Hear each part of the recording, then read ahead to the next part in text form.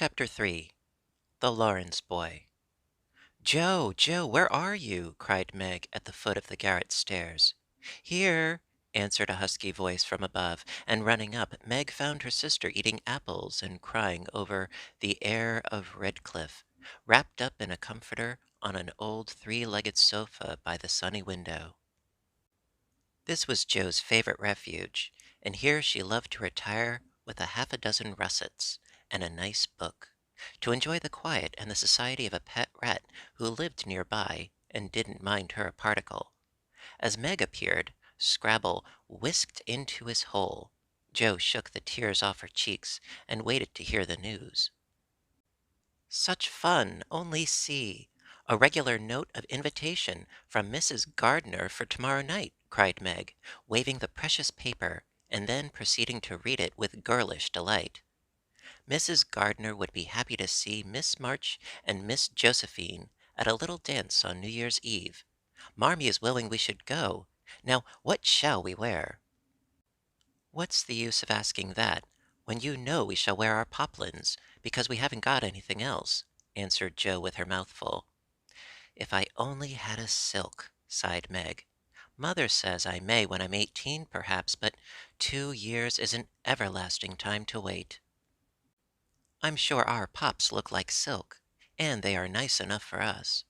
Yours is as good as new, but I forgot the burn and the tear in mine. Whatever shall I do? The burn shows horridly, and I can't take any out." "You must sit still all you can, and keep your back out of sight. The front is all right. I shall have a new ribbon for my hair, and Marmee will lend me her little pearl pin, and my new slippers are lovely, and my gloves will do, though they aren't as nice as I'd like. Mine are spoilt with lemonade, and I can't get any new ones, so I shall have to go without," said Jo, who never troubled herself much about dress. "You must have gloves, or I won't go," cried Meg decidedly. "Gloves are more important than anything else. You can't dance without them, and if you don't, I should be so mortified." "Then I'll stay still. I don't care much for company dancing. It's no fun to go sailing around. I like to fly about and cut capers." "You can't ask mother for new ones. They are so expensive, and you are so careless. She said when you spoilt the others that she shouldn't get you any more this winter. Can't you fix them anyway?" asked Meg anxiously. "I can hold them crunched up in my hand, so no one will know how stained they are. That's all I can do. No, I'll tell you how we can manage. Each wear one good one, and carry a bad one. Don't you see? "Your hands are bigger than mine, and you will stretch my glove dreadfully," began Meg, whose gloves were a tender point with her. "Then I'll go without. I don't care what people say," cried Jo, taking up her book. "You may have it, you may. Only don't stain it, and do behave nicely. Don't put your hands behind you, or stare, or say 'Christopher Columbus,' will you? Don't worry about me. I'll be as prim as a dish, and not get into any scrapes, if I can help it. Now go and answer your note, and let me finish this splendid story." So Meg went away to "accept with thanks," look over her dress, and sing blithely as she did up her one real lace frill, while Jo finished her story, her 4 apples, and had a game of romps with Scrabble. On New Year's Eve the parlor was deserted, for the 2 younger girls played dressing maids, and the 2 elder were absorbed in the all-important business of getting ready for the party. Simple as the toilets were, there was a great deal of running up and down, laughing and talking, and at one time a strong smell of burnt hair pervaded the house. Meg wanted a few curls about her face, and Jo undertook to pinch the papered locks with a pair of hot tongs. "Ought they to smoke like that?" asked Beth from her perch on the bed. "It's the dampness drying," replied Jo. "What a queer smell! It's like burnt feathers," observed Amy, smoothing her own pretty curls with a superior air. "There, now I'll take off the papers, and you'll see a cloud of little ringlets," said Jo, putting down the tongs. She did take off the papers, but no cloud of ringlets appeared, for the hair came with the papers, and the horrified hairdresser laid a row of little scorched bundles on the bureau before her victim. "Oh, oh, what have you done? I'm spoiled. I can't go. My hair, oh, my hair!" wailed Meg, looking with despair at the uneven frizzle on her forehead. "Just my luck. You shouldn't have asked me to do it. I always spoil everything. Oh, I'm so sorry, but the tongs were too hot, and so I've made a mess," groaned poor Joe, regarding the little black pancakes with tears of regret. "It isn't spoiled. Just frizzle it, and tie your ribbon so the ends come on your forehead a bit, and it will look like the last fashion. I've seen many girls do it," said Amy consolingly. "Serves me right for trying to be fine. I wish I'd let my hair alone," cried Meg petulantly. "So do I. It was so smooth and pretty. But it will soon grow out again," said Beth, coming to kiss and comfort the shorn sheep. After various lesser mishaps, Meg was finished at last, and by the united exertions of the entire family Joe's hair was got up and her dress on. They looked very well in their simple suits, Meg's in silvery drab, with a blue velvet snood, lace frills, and the pearl pin; Joe in maroon, with a stiff gentlemanly linen collar, and a white chrysanthemum or two for her only ornament. Each put on one nice light glove, and carried one soiled one, and all pronounced the effect quite easy and nice. Meg's high-heeled slippers were very tight and hurt her, though she would not own it, and Joe's 19 hairpins all seemed stuck straight into her head, which was not exactly comfortable, but, dear me, let us be elegant or die. "Have a good time, dearies," said Mrs. March, as the sisters went daintily down the walk. "Don't eat much supper, and come away at 11 when I send Hannah for you." As the gate clashed behind them, a voice cried from a window, girls, have you both got nice pocket handkerchiefs?" "Yes, yes, spandy nice, and Meg has cologne on hers," cried Joe, adding with a laugh as they went on, "I do believe Marmee would ask that if we were all running away from an earthquake. It is one of her aristocratic tastes, and quite proper, for a real lady is always known by her neat boots, gloves, and handkerchief," replied Meg, who had a good many little aristocratic tastes of her own. "Now, don't forget to keep the bad breadth out of sight, Joe.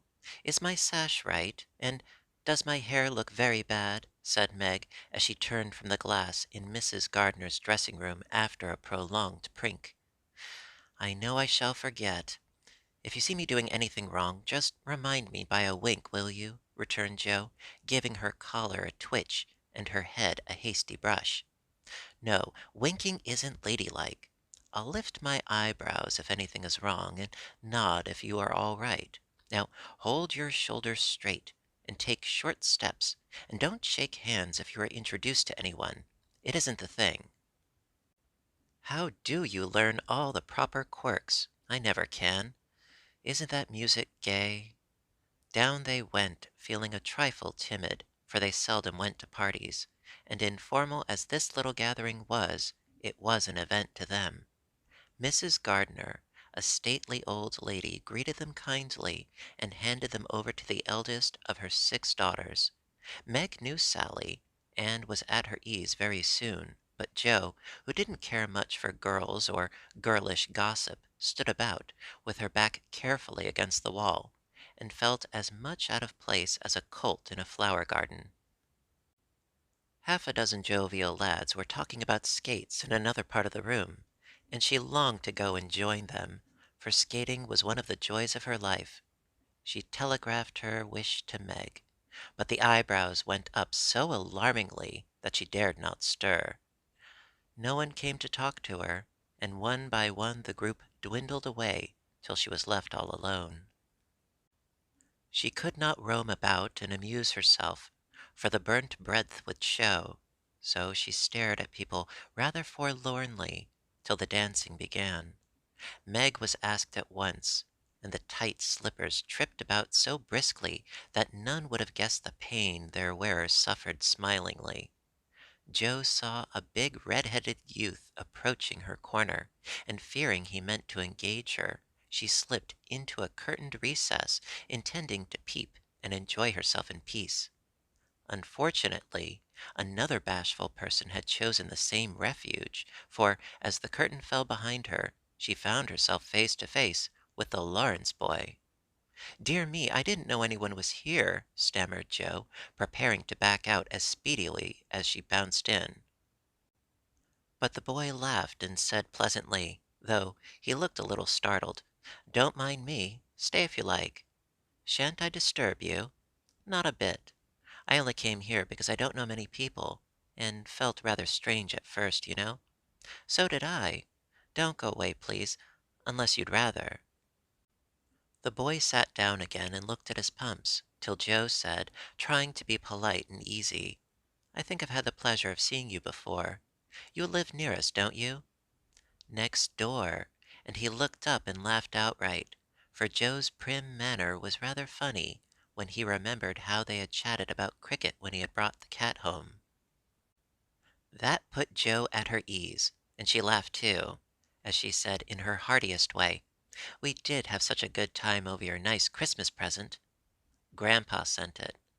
But you put it into his head, didn't you now?" "How is your cat, Miss March?" asked the boy, trying to look sober while his black eyes shone with fun. "Nicely, thank you, Mr. Lawrence. But I ain't Miss March. I'm only Joe," returned the young lady. "I'm not Mr. Lawrence. I'm only Laurie." "Laurie Lawrence? What an odd name." "My first name is Theodore, but I don't like it, for the fellows call me Dora, so I made them say Laurie instead. I hate my name too. So sentimental. I wish everyone would say Joe instead of Josephine. How did you make the boys stop calling you Dora?" "I thrashed 'em. I can't thrash Aunt March, so I suppose I shall have to bear it." And Joe resigned herself with a sigh. "Don't you like to dance, Miss Joe?" asked Laurie, looking as if he thought the name suited her. "I like it well enough if there's plenty of room, and everyone is lively. In a place like this I'm sure to upset something, tread on people's toes, or do something dreadful. So I keep out of mischief and let Meg sail about. Don't you dance?" "Sometimes. You see, I've been abroad a good many years, and haven't been into company enough yet to know how you do things here." "Abroad?" cried Joe. "Oh, tell me about it. I love dearly to hear people describe their travels." Laurie didn't seem to know where to begin, but Joe's eager questions soon set him going, and he told her how he had been at school in Vevey, where the boys never wore hats, and had a fleet of boats on the lake, and for holiday fun went on walking trips about Switzerland with their teachers. "Don't I wish I'd been there!" cried Joe. "Did you go to Paris?" "We spent last winter there." "Can you talk French?" "We were not allowed to speak anything else at Vevey." "Do say some. I can read it, but can't pronounce." "Quel nom cette jeune demoiselle en les pantoufles jolies?" said Laurie good-naturedly. "How nicely you do it. Let me see, you said, 'Who is the young lady in the pretty slippers?' didn't you?" "Oui, mademoiselle." "It's my sister Margaret, and you knew it was. Do you think she is pretty?" "Yes, she makes me think of the German girls. She looks so fresh and quiet, and dances like a lady."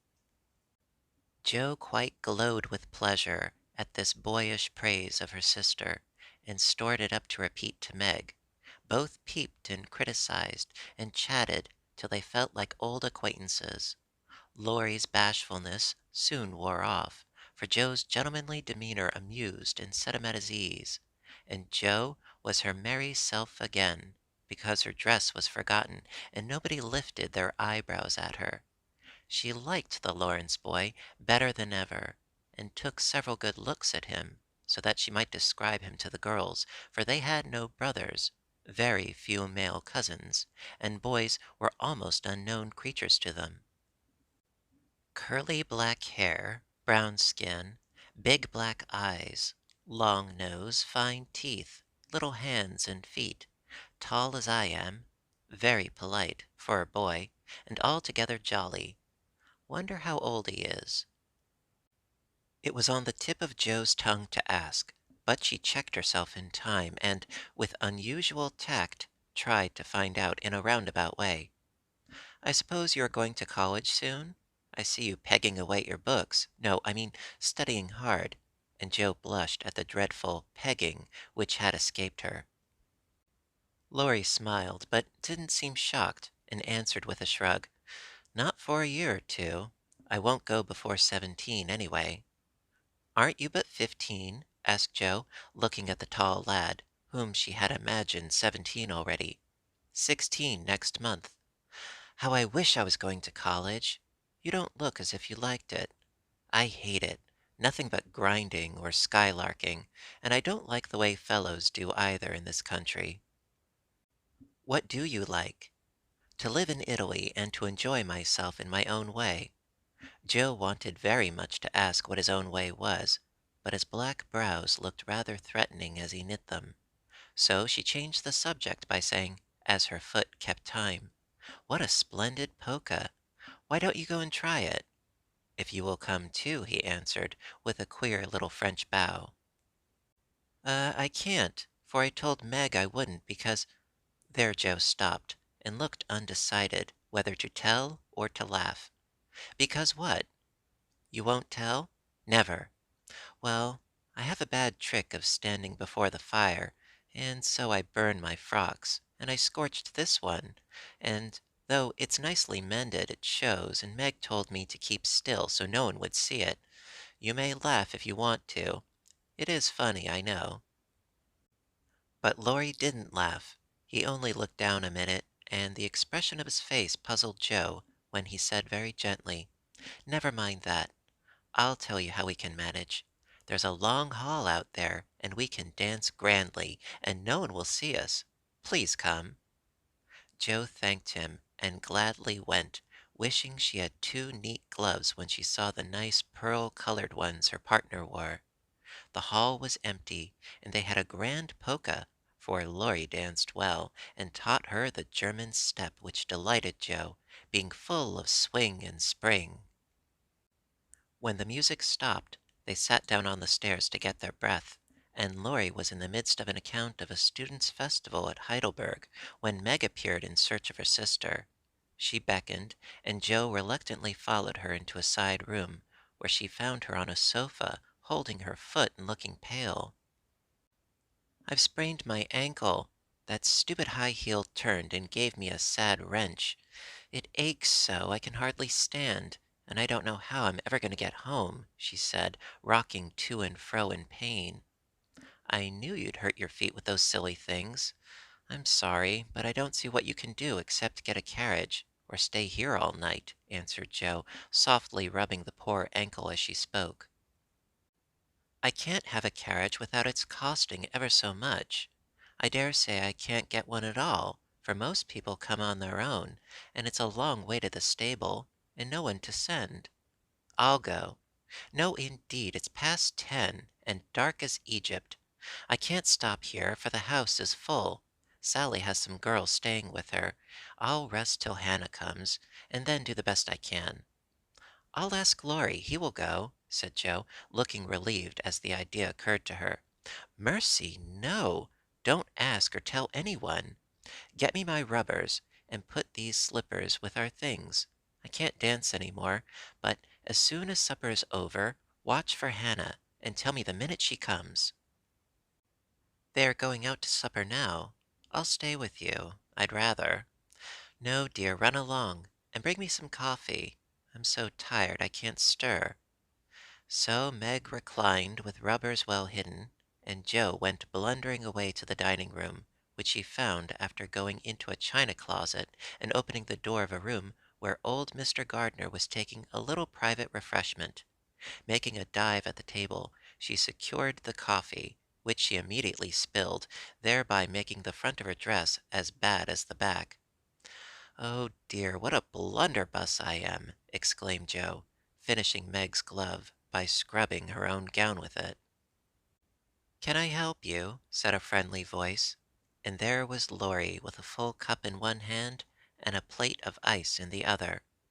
"I was trying to get something for Meg, who is very tired, and someone shook me, and here I am in a nice state. answered Joe, glancing dismally from the stained skirt to the coffee-colored glove. Too bad. I was looking for someone to give this to. May I take it to your sister? Oh, thank you. I'll show you where she is. I don't offer to take it myself, for I should only get into another scrape if I did. Joe led the way, and as if used to waiting on ladies, Laurie drew up a little table, brought a second installment of coffee and ice for Joe, and was so obliging that even particular Meg pronounced him a nice boy. They had a merry time over the bonbons and mottos, and were in the midst of a quiet game of buzz, with 2 or 3 other young people who had stayed in, when Hannah appeared. Meg forgot her foot, and rose so quickly that she was forced to catch hold of Joe with an exclamation of pain. "Hush, don't say anything," she whispered, adding aloud, "It's nothing, I turned my foot a little, that's all," and limped upstairs to put her things on. Hannah scolded, Meg cried, and Joe was at her wits' end, till she decided to take things into her own hands. Slipping out, she ran down, and, finding a servant, asked if he could get her a carriage. It happened to be a hired waiter, who knew nothing about the neighborhood, and Joe was looking around for help when Laurie, who had heard what she said, came up and offered his grandfather's carriage, which had just come for him, he said. "It's so early. You can't mean to go yet," began Joe, looking relieved, but hesitating to accept the offer. "I always go early. I do, truly. Please let me take you home. It's all on my way, you know, and it rains, they say." That settled it, and telling him of Meg's mishap, Joe gratefully accepted, and rushed up to bring down the rest of the party. Hannah hated rain as much as a cat does, so she made no trouble, and they rolled away in the luxurious close carriage, feeling very festive and elegant. Laurie went on the box so Meg could keep her foot up, and the girls talked over their party and freedom. "I had a capital time. Did you?" asked Joe, rumpling up her hair and making herself comfortable. "Yes, till I hurt myself. Sally's friend, Annie Moffat, took a fancy to me, and asked me to come and spend a week with her when Sally does. She is going in the spring when the opera comes, and it will be perfectly splendid if Mother only lets me go," answered Meg, cheering up at the thought. "I saw you dancing with the red-headed man I ran away from. Was he nice?" "Oh, very. His hair is auburn, not red, and he was very polite, and I had a delicious redowa with him. He looked like a grasshopper in a fit when he did the new step. Laurie and I couldn't help laughing. Did you hear us?" "No, but it was very rude. What were you about all that time, hidden away there?" Joe told her adventures, and by the time she had finished, they were at home. With many thanks they said good night and crept in, hoping to disturb no one. But the instant their door creaked, 2 little nightcaps bobbed up, and 2 sleepy but eager voices cried out, "Tell about the party! Tell about the party!" With what Meg called a great want of manners, Joe had saved some bonbons for the little girls, and they soon subsided after hearing the most thrilling events of the evening. I declare it really seems like being a fine young lady to come home from the party in a carriage and sit in my dressing gown with a maid to wait on me," said Meg, as Joe bound up her foot with arnica and brushed her hair. "I don't believe fine young ladies enjoy themselves a bit more than we do, in spite of our burned hair, old gowns, 1 glove apiece, and tight slippers that sprain our ankles when we are silly enough to wear them." And I think Joe was quite right.